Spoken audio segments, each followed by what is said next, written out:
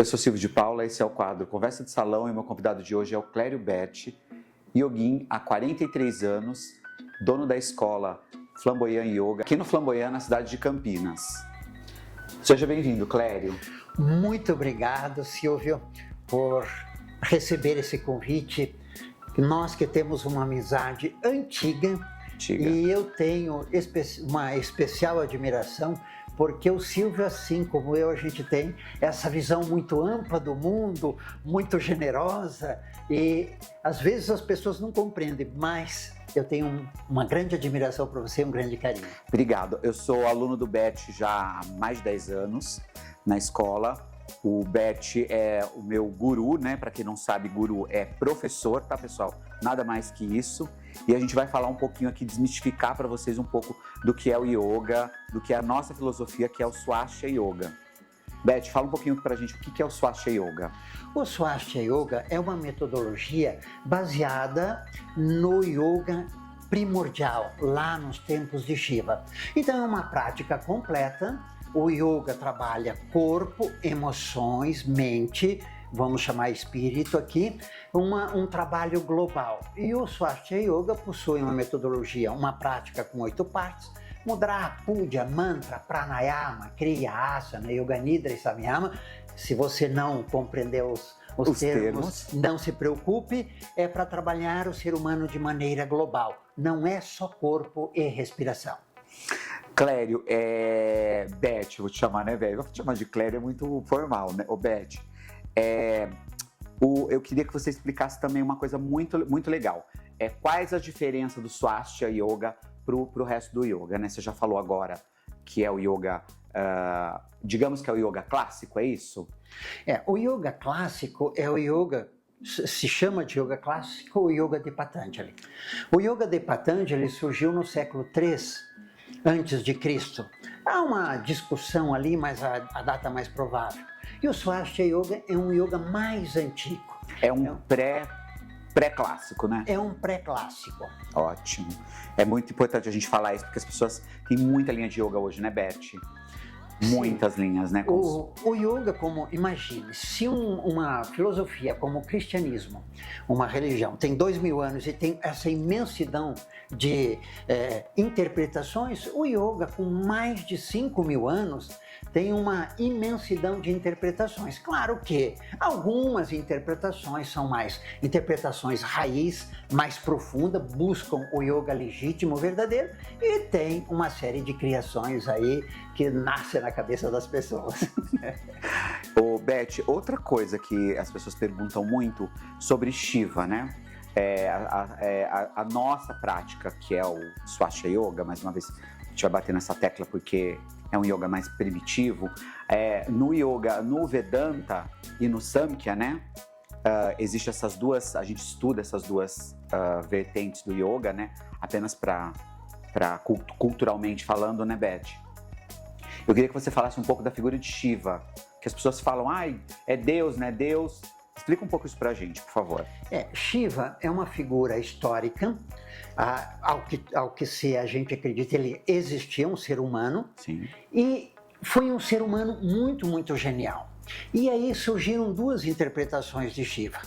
Uma que é o hinduísmo. Para o hinduísmo, Shiva é uma figura como se divina, é um deus. Mas para o yoga é um homem.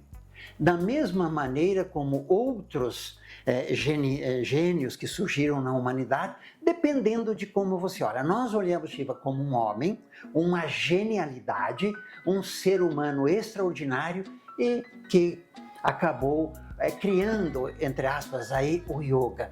O yoga surge a partir da genialidade deste homem. E pra gente, né? Porque às vezes as pessoas perguntam quem é Shiva. Pra gente, é o primeiro bailarino. Tô certo? Sim.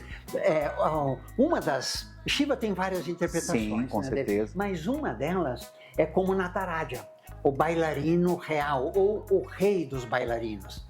Ao que tudo indica, imagina, há mais de 5000 anos não veio texto escrito, então o que a gente compreende é tudo baseado nas descobertas arqueológicas. O que a gente entende é que primeiro veio a música, primeiro veio a dança e ele, como um bailarino excepcional, apelidado o rei dos bailarinos, a partir da dança desenvolveu o yoga. Isso é muito legal, pessoal, porque é uma informação que, por isso que eu gosto muito de Swasha, o Beth, né, meu guru, mais uma vez, guru é professor apenas, e a gente vai aprendendo. Tem um curso de aprofundamento que o Beth tem na escola, que é muito legal, já fiz 2 cursos desses, que a gente mergulha mesmo, os festivais também são muito ricos para a gente aprender. E Beth, eu queria que você falasse um pouco da meditação dentro da nossa filosofia. O que é a meditação? Que as pessoas também confundem. Explica um pouco sobre o que é meditação e o que é mentalização. 2 coisas completamente distintas que as pessoas às vezes acham que é a mesma coisa. Normalmente, o que as pessoas chamam de meditação por aí é mentalização. A meditação é uma técnica difícil de você fazer, que é parar de pensar. Você fixa a sua mente num único ponto e mantém a mente fixa ali. Se você conseguir manter a mente fixa por um certo período, ela dá um salto, uma expansão de consciência, a gente poderia dizer um salto quântico, ela dá um upgrade de consciência. Isso é meditação. A mentalização é você visualizar uma sequência de imagens para um determinado fim. Por exemplo, eu quero melhorar a minha saúde, eu estou com um problema ali no pé, machuquei o pé. Eu quero que esse pé melhore rápido, então eu faço mentalização. Ou seja, eu levo a minha consciência lá no pé, visualizo, aí são várias metodologias. Você pode visualizar a cor, você pode visualizar o sangue chegando lá, os nutrientes, você pode visualizar aquela situação se regenerando. Mas a essência da diferença é que na meditação você fixa a sua consciência em um único ponto e mantém ali. E na mentalização, para funcionar a mentalização, você precisa fazer concentrado, mas é uma sequência de imagens. Uma coisa, depois outra e assim sucessivamente. Isso é muito interessante, pessoal, para vocês não confundirem o que é mentalização e meditação. Exato. Beth, o que as pessoas falando em meditação, as pessoas falam que não conseguem meditar. Dá um exercício simples. Você acredita numa meditação guiada? Você acha que funciona a meditação guiada? Ou você tem você daria uma técnica mais fácil para as pessoas que não praticam meditação? Meditação, pensa o seguinte, por que a mente dispersa? Nós temos dispersões que vêm de fora.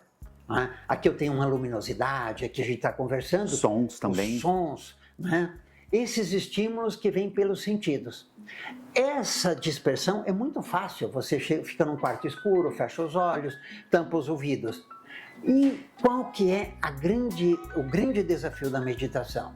São as dispersões que vêm de dentro. E as dispersões que vêm de dentro, elas estão ligadas essencialmente ao nosso emocional. Basicamente, medos e desejos. Então, se eu quero fazer uma meditação, eu preciso... As dispersões que vêm de fora é muito fácil, como falamos, mas eu tenho que primeiro fazer eliminar ou reduzir essas dispersões que vêm de dentro. Então, se eu faço uma meditação guiada, se eu faço um exercício de meditação ali uma vez por dia, 5, 6, 7 dias por semana, eu vou ter ganhos? Sim, vou ter ganhos. Mas aqueles grandes estados de consciência, aqueles estados realmente significativos, eu recomendo não ir direto para a meditação. Eu acho que aquelas pessoas que vão direto para a meditação, elas perdem um grande tempo. Você primeiro precisa reduzir a ansiedade, o estresse, basicamente reduzir os medos e os desejos. E eu posso fazer, vamos imaginar uma prática de 10 minutos. Eu trabalho no início 7, 8 minutos reduzindo medos e desejos e 1, 2 minutos, 3 minutos na meditação. À medida que o tempo avança e que eu consigo reduzir os medos e os desejos, eu vou trocando. Lá no final, eu não preciso fazer mais as mentalizações para reduzir medo e desejo e faço só meditação. Então, no início, um bom caminho é fazer uma parte de mentalização Eu recomendo a maior parte para quem não tem treino, mentalização para reduzir essas circunstâncias e a menor parte, meditação propriamente dita. E à medida que o tempo avança, a gente vai evoluindo. Você acha que também podia colocar um respiratório? Beth, fala um pouco do respiratório pra gente, né? A gente tem um respiratório de sopro rápido, a gente tem vários que também, pessoal, a pessoa tem que vivenciar uma prática para entender um pouco do respiratório. A gente tem vários, né, Beth? Você acha que também um pouquinho de respiração para a pessoa se acalmar a respiração do coração ajuda também a fazer? Porque a maioria das pessoas, elas têm essa dúvida todo mundo fala, eu não consigo meditar, eu não consigo ficar quieto, né? Eu não consigo aquietar minha mente. Gente, eu vou dar um depoimento bem rápido. A pessoa mais acelerada que eu falava nunca que eu ia conseguir, eu consegui. Entrei já em vários estados e estágios. Então, Beth, não é difícil, né? Não, mas aí, Silvio, eu quero dizer uma coisa também, você é um ponto fora da curva. Você é uma pessoa extraordinária, uma mente muito ampla e você tem você é super acelerado, que eu acompanho, né? Mas você tem valores que são seus. Isso, eu posso dizer, isso não é frequente. Você não é um parâmetro comum. Então, obrigado. A respiração é uma ferramenta muito, muito relevante. E quando a gente pensa, uma das técnicas de meditação muito utilizada pelo yoga é justamente concentrar-se utilizando a respiração. Como? A respiração primeiro, se você faz uma respiração completa e relaxada, uma respiração simples, profunda e relaxada, você reduz a ansiedade, você reduz o estresse, a mente naturalmente tende a se acalmar. E aí, à medida em que você respira, é mais fácil manter a mente focada, porque a respiração é um ato dinâmico. Você puxa naquela meditação, Hum ou Soham, né? Eu faço a respiração, inspiro concentrado num ruído, o ruído da entrada do ar, e expiro concentrado no ruído da soltura do ar. Quer dizer, é dinâmico, isso facilita. Então a respiração, além de acalmar a mente, de reduzir esses estados acelerados, ela é vamos imaginar assim, uma concentração dinâmica. Faz isso, treina a sua mente, depois de um tempo você não precisa mais da respiração. Mas para iniciantes é uma ferramenta extraordinária. Muito legal. Beth, eu queria falar um pouco que eu gosto muito de uma parte da prática. Como o Beth falou, a gente tem 8 partes na prática. Eu gosto muito do puja, né? E também da vocalização de mantra. Sabe que mantra eu não gosto muito com kirtan, né? A gente tem o kirtan, que é um mantra extroversor, e tem o japa, que é introversor. Então, o japa, digamos, é mais para... Né, Beth? Eu tô errado? Não, tá pra certo. Dar uma relaxada. E o kirtan, ele é que você fica mais alegre, você fica... Enfim, tem uma prática maravilhosa do Beth de sexta, que eu às vezes vou, mas às vezes fico com medo de ir, porque eu fico acelerado o final de semana inteiro por causa do kirtan. Mas é incrível. Eu queria que você falasse um pouco do puja, porque o puja é eu acho que é uma das partes mais lindas, né, da prática, para mim, assim, porque Eu queria que você explicasse um pouco do puja.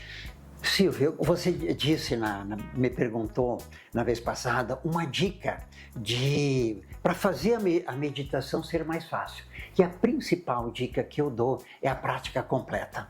Ou seja, você entra para a sala, você faz uma série de técnicas, inclusive as técnicas corporais. Tudo isso, a respiração, as técnicas corporais, o relaxamento, acalmam para que você possa meditar. Mas um dos valores mais relevantes é o puja. O puja, numa tradução muito simples, é agradecimento, ou a gente poderia dizer uma bênção. Às vezes eu penso que é uma bênção também. A gente oferece a prática pro professor, pro instrutor, para a sala, para as pessoas que estão praticando. Eu acredito também assim, falando por uma língua mais clara, seria você abençoar assim a pessoa, mandar esses bons fluidos para a pessoa, seria isso, Beth? Esse também é parte, porque quando a diferença básica é que a maioria das pessoas olham para os seus umbigos. Sim. O que eu preciso, o que as pessoas podem ser úteis para mim, e são poucas as pessoas que olham para o outro. O que eu posso agradecer? Então, quando eu oferto, é uma coisa muito simples da natureza. O que eu oferto, a natureza me devolve. Sim. Então, se eu olho para mim e quero as coisas para mim, eu crio uma resistência. Agora, se eu oferto alguma coisa, e o que nós temos de melhor? As nossas melhores energias, as nossas melhores intenções, o que temos de melhor na nossa alma. Então, quando a gente oferta isso, ou para o instrutor, ou para a sala, ou para as pessoas, e numa dimensão mais profunda, eu oferto isso para o universo. E aí, Silvio, o universo, Com certeza. Cada um tem a sua interpretação, cada um tem o seu jeito de entender a sua conexão com o universo. Mas quando eu me conecto com o universo, numa situação de entrega, de eu ofertar o que eu tenho de melhor, e não só para as pessoas, claro que na prática a gente faz uma coisa mais limitada, mas fora da prática, toda vez que eu ofereço a minha gratidão, pode ser para um pet. Quanto de alegria traz um pet para você? Com certeza. Então eu olho para o meu pet e agradeço. Ou olho para um sábio que me ensinou, tipo Shiva, que me ensinou o yoga, e agradeço, ou qualquer outra pessoa.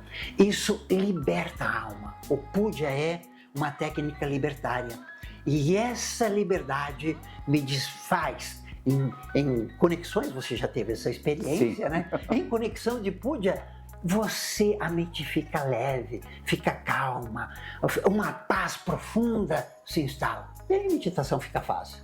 É uma das partes que eu gosto muito. E, Beth, eu queria falar um pouquinho, eu queria que você falasse um pouquinho para quem nunca praticou yoga, como que a pessoa tem acesso a isso? Porque a escola do Beth é do lado da minha casa, eu acabei indo uma vez, fiz uma prática, não me encontrei ali, eu falei, o que eu tô fazendo aqui, o que é isso? Depois eu fui de novo e faz mais de 10 anos que eu tô nessa filosofia que eu amo e eu nunca mais vou deixar. Quem entra no yoga, nunca mais eu acho que sai, né? A pessoa pode até às vezes dar uma paradinha, tudo, mas o yoga entra na veia. E assim, eu queria que você convidasse o pessoal, como que a pessoa faz? Faz uma aula experimental, procura como que dá o primeiro passo para ir atrás do yoga. Lógico, a pessoa tem que ir, né? Ela que vá, né? Mas dá uma dica aí e, por favor, o Beth geralmente, já vou falar, ele ia falar, mas eu vou falar. Geralmente, quantas aulas você dá, Beth, para a pessoa experimentar? É uma aula, uma prática? Uma prática para você experimentar. E convida o pessoal aí e fala um pouquinho o que o yoga também fez na sua vida. Eu estou há 43 anos no yoga e salvou a minha vida. Eu tinha só aqui, esses momentos são bons para a gente dizer essas coisas. Eu tinha lá com os meus 15 anos, 14, eu tinha ideias suicidas, por exemplo. Né? Olha isso. Acho que quem também não teve, né, Beth? Sim. Na adolescente, quem nunca teve um momento, né, um lapso disso, né, Beth? E quem hoje não está ansioso, estressado, essa vida corrida? E aí a pergunta é, que vida eu quero para mim? Eu quero essa vida que eu estou ou quero uma vida mais leve, mais serena? E aí precisa dar os primeiros passos. Uma ideia, digita lá no Google, Yoga Flamboyant, você vai encontrar o nosso WhatsApp, o nosso site, agenda uma aula experimental com a gente, esse é o primeiro passo. E tem que ser de cabeça aberta.